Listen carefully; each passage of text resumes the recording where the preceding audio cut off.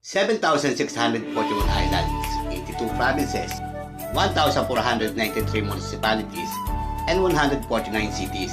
Yan meron ang Pilipinas. But aside from these numbers, you know that Philippines has a lot to offer when it comes to beautiful tourist destinations like Puerto Princesa Underground River, that among the 7 wonders of nature, the perfect shape of Mayong volcano in Albay, and the unique geological formation over 1,200 cone shape in province of Bohol, and the white sand beach of Boracay. And that is a huge reason why I decided to do the Philippine Loop again. To rediscover, to explore, and to reshare to all of you how beautiful the Philippines is.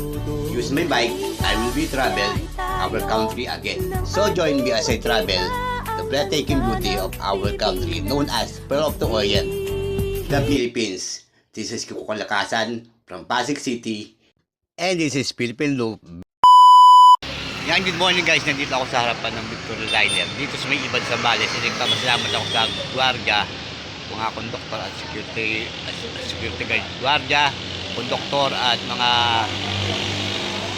personnel ng bus company na to sa pagpayag sa akin gabi na matulog din sa bench nila. Ako ba nila tulog sa dulo?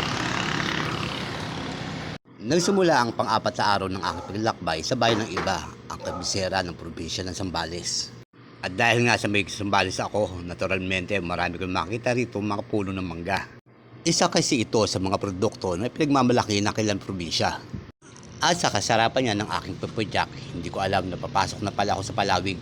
At dito nga sa bayan ng Palawig, mag-uumpisa ang kalbaryo ko sa kalsada dahil may mga ahon na ahon na. Pero kahit na may kahihirapan ng ahon dito, isa ito sa mga probinsya na gusto-gusto ko pinapadyakan. At dahil nga na-curious ako sa pangalan ng Palawig, sinubukan kong pumasok sa kanilang bayan. 8 kilometro na makukunot na ahon ang pinadyak ko bago ko narating ang sentro ng kanilang bayan. Nagpaikot-ikot ako sa loob ng kanilang bayan hanggang sa dalihin ako ng mga pako sa isang tulay na bakal na kung saan makikita ang malawak na dagat. At ang isa pang maganda rito, ang malawak na taniman ng mga bakawan. At di nga nagtagal, bumalik na ako sa main road. At pagbalik ko nga sa main road, napadaan naman ako sa isang malawak na solar panel na nagsusupply ng elektrisidad sa probinsya ng Zambales. Hanggang sa mapadaan ako sa kurbadang mga palusong na kalsada. Tapos, ahon uli kung saan nyo makikita ang direksyon papunta sa bundok ng Mount Tapulaw. Umeksakto naman ang pag-aahon ko kasi may nagtitinda ng halo-halo sa gilid ng kalsada. At dahil nga nag-craving ako, yan, napabili ako bigla. Masarap din pala kumain ng halo-halo kapag may magandang view. To be honest, hindi naman talaga halo-halo ang habol ko rito, kundi yung view. At pagkatapos kong kainin ang hindi masarap na halo-halo, bubalik na uli ako ng kalsada at pinagpatuloy ko ang aking pagpadyak hanggang sa marating ko naman ang bayan ng Masinloc. Hanggang sa inabutan na ako ng gutom at dito na ako ng halian. At pagkatapos kong kumain, nagulat na lang ako kasi butas na ang gulong ng bisikleta ko. Kaya nag-umpisa na ako maglakad para maghanap ng vulcanizing shop. Kaya lang, nagkaroon ng brownouts mula sa bayan ng Iba hanggang sa bayan ng Santa Cruz. Labas na ako ng bayan ng Masinloc. Ayun ang arko nyo. Kasi walang kuryente simula Iba hanggang doon sa may bayan ng Santa Cruz. May mga vulcanizing shop naman, kaso nga lang, dahil nga walang kuryente, hindi rin magagawa itong bike ko, kaya obligado talaga buglakad hanggang bayan ng Santa Cruz. At sa tindi ng aking paglalakad, napasok ko naman ang bayan ng Candelaria. Hanggang sa makita ko sa manong nakatambay sa gilid ng kalsada, meron siyang mano-manong vulcanizing shop. Hindi na kailangan ng kuryente, sunog lang, okay na. Kaya nagkaroon ng dahilan para ipagpatuloy ko ang aking pagpapadyak. Hanggang sa maisip ko pumunta sa Putiput Island.